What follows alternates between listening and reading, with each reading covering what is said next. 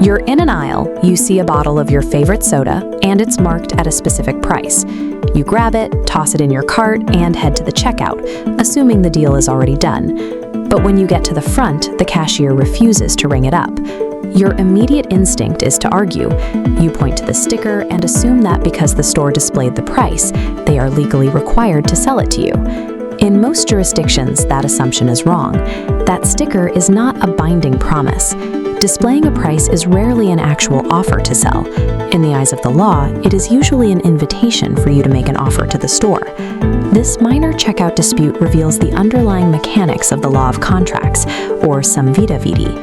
To see why the law works this way, we have to look back to Great Britain in 1953 and a dispute known as Pharmaceutical Society of Great Britain versus Boots Cash Chemists. At the time, the self-service shopping model was a new concept.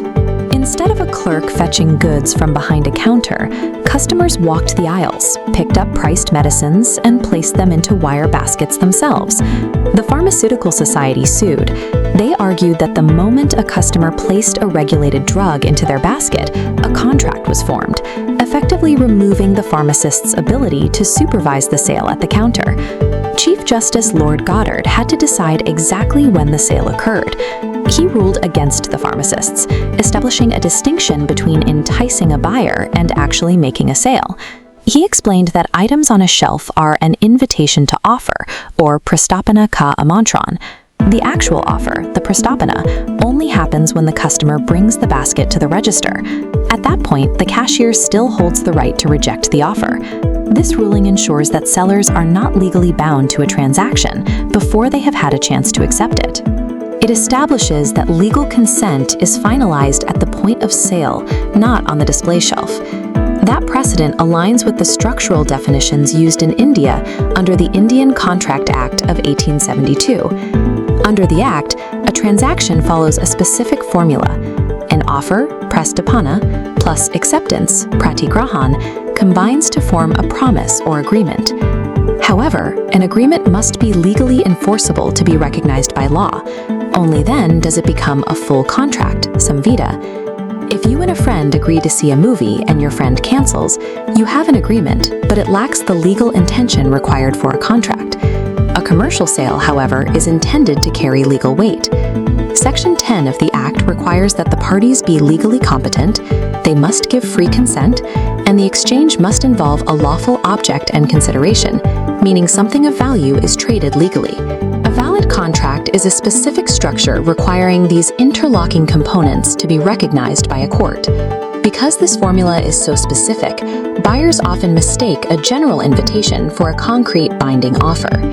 In the auction case of Harris v. Nickerson, a man saw an advertisement for a furniture sale and traveled to the event, only to find the auction had been canceled. He sued for his travel costs, but the court dismissed the case.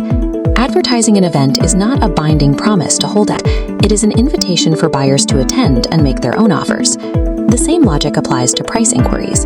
As shown in Harvey v. Facey, a buyer telegraphed a property owner asking for his lowest cash price for a piece of land. The owner replied with a price of £900. The buyer tried to accept, but the court ruled there was no contract. Answering a question about a price is merely providing information, not making a formal offer to sell. The Indian Supreme Court maintained this logic in Badi Prasad versus State of Madhya Pradesh. When a government officer asked a contractor if he was willing to pay a certain price for timber, the court classified the letter as an invitation, not a formal offer. Catalogs, tenders, and advertisements are often designed to entice the consumer to take the first step of making the actual offer. Today, this logic is applied to high-volume commerce, involving thousands of transactions. This is managed through standard form contracts. You encounter these when you purchase a railway ticket, an insurance policy, or agree to digital terms and conditions. In these cases, the corporation pre-writes the terms. The individual's power is generally limited to either accepting the terms in full or declining the service. To prevent this from leading to clear injustice, the law includes the principle of promissory estoppel, or vachan viband. If someone makes a promise and another person relies on it to their detriment, a court may bind the promisor to their word, even without a formal contract. But for most daily purchases, the rule remains: when you look at a price tag, the store hasn't made a binding promise to you yet. Every commercial display is an invitation. The contract is only completed at the moment of mutual acceptance at the counter.